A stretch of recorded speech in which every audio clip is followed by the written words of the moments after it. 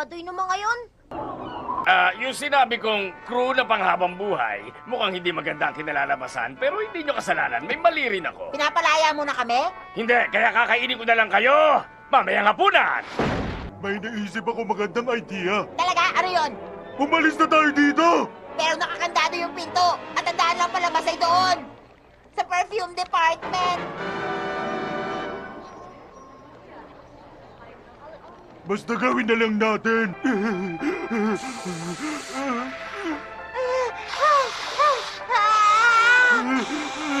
SpongeBob SquarePants! Talagang dumadaan doon eh. Teka, ano yun? Sinabi ko na sa kanilang kakainin ko sila mamayang hapunan. Mabuti na lang nakita ko ulit ang dining sacks ko. Grabe, minsan naiisip ko kung paano ako mabubuhay ko sakali may mangyaring masama dun sa... Ah! Ah!